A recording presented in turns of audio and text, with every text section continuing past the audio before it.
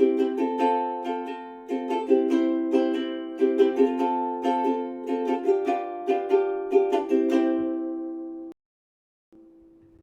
everyone, my name is Betsy and I'm here with the Seattle Public Library to do another virtual story time with you all. I'm so happy to be here. Before we get started, let's definitely warm up our hands. You ready? Find a nice cozy spot to sit and watch me? Well, you can help me with this. Get your hands up. Ready? Open, shut them, open, shut them, give a little clap. Open, shut them, lay them in your lap. Creep them, crawl them, right up to your chins. Open wide, let me see all those teeth. Your little mouths, but do not let them in. Roll them, roll them, roll them, roll them, roll them just like this. Wave them, wave them, wave them, wave them. Send a great big kiss. Thank you, that was great. Yay.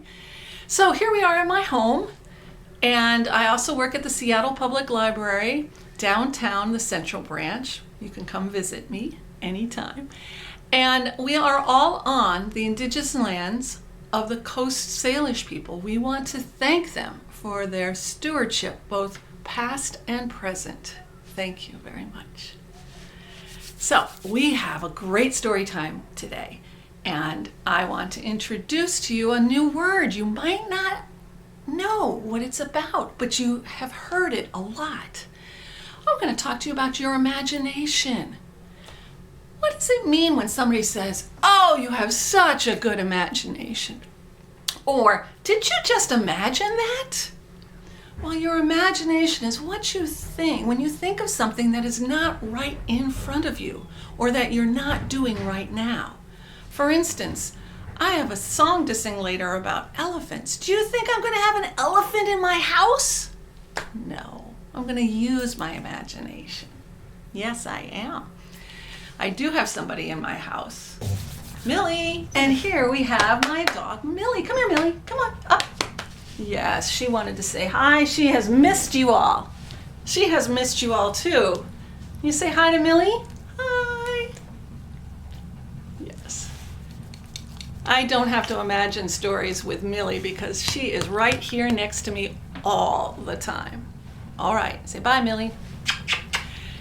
So the other way to to use your imagination is when you read a book.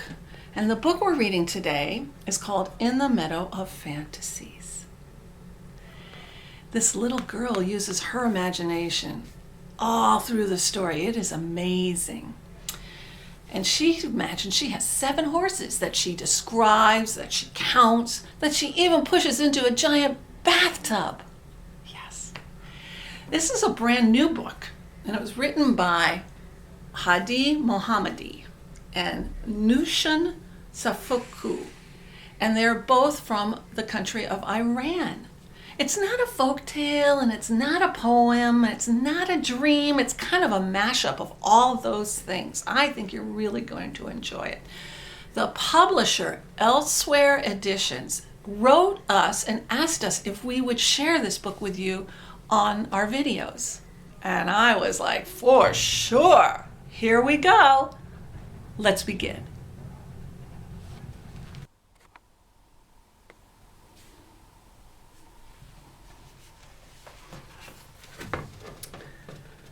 There was one horse. Then there were two horses. Then there were three horses. Then there were four horses. Then there were five horses. Then there were six horses. And then there were seven horses.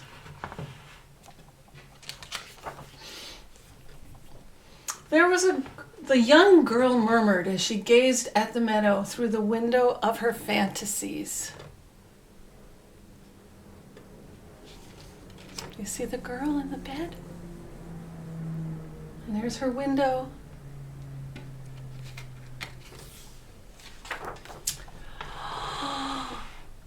The 7 horses were and were not of 7 colors. The first horse was white. The second horse was black. The third horse was red. The fourth horse was yellow. The fifth horse was gray. And the sixth horse was brown. But the seventh horse, right down here, can you see that horse? Was not of any color at all.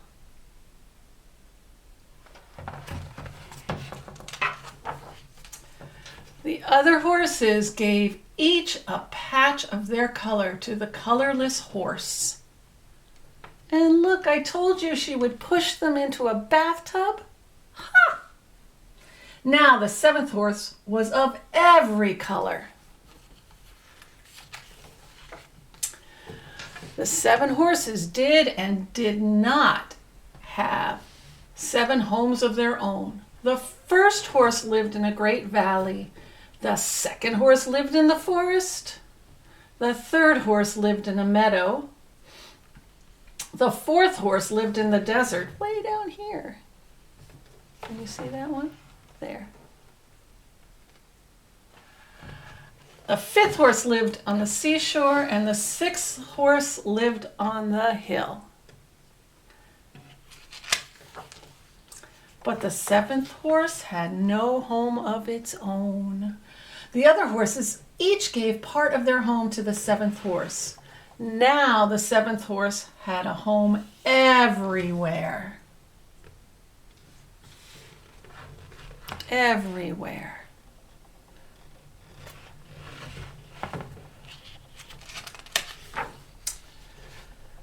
They were 7 horses that had and did not have 7 dreams and fantasies. The first horse fancied itself the fastest steed on the planet. A steed is another word for horse. The second horse fell in love with a tree that cast the broadest shade. The third horse's world became a stream teeming with fish, large and small. The fourth horse dreamed of nothing but moons and stars. The fifth horse created a lush green universe for itself. The sixth horse daydreamed of a young girl gazing at it through the window of her fantasies. The young girl read the sixth horse's mind, and a smile spread across her lips. She wondered, I wonder about the seventh horse. Why does it not have any dreams?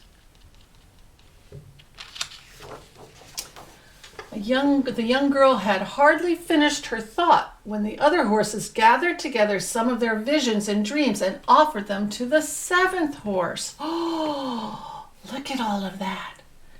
Now the 7 horses' mind was full of beautiful flights of fantasy.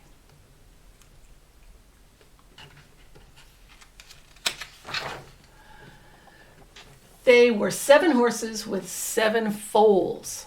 Foal is another word for a baby horse. The first horse foal was only 1 week old. The second horse foal was 2 weeks old. The third horse's foal was 3 weeks old. The fourth horse's foal was 4 weeks old. The fifth horse's foal was 5 weeks old. The sixth horse's foal was, yes, you got it, 6 weeks old. But the 7 horses' foal was not even 7 days old. It was just 1 day old, a newborn. There it is.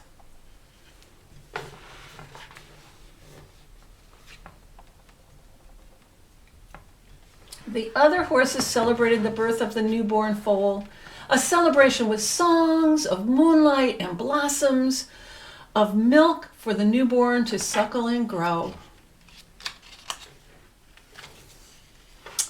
7 weeks of 7 days had passed. The 7 foals were growing. The youngest foal was 7 weeks old, and the oldest foal was 2 times 7 weeks old. There is a whole lot of counting going on, isn't there? There's the whole page. Whole lot of counting going on.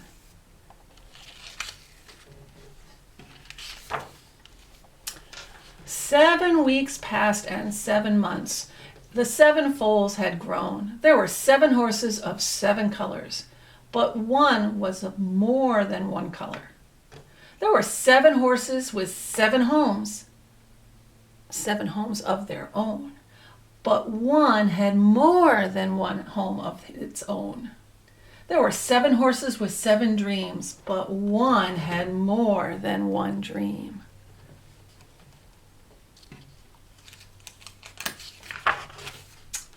The time had come for the horses to return. The horse of more than one color, the horse with more than one of its own home, that horse that had more than one dream, galloped as fast as lightning until it reached the window of the young girl's fantasies. The horse of more than one color, the horse of more than one home of its own, the horse with more than one dream shared its colors with the young girl, shared its homes with the young girl, shared its flights of fantasy with the young girl. Do you see her in bed with color on her? And here are some of the homes that the horse brought back, and the fantasy of her thinking about all those wonderful things. The young girl beamed with joy. She looked at the horse of 7 colors and asked, "Shall we together write a story of the 7 nights and the 7 moons?" The end. There you go. The end. There was a lot of sharing going on in that story, wasn't there? If you enjoyed this story and want to hear it again, check it out of your library.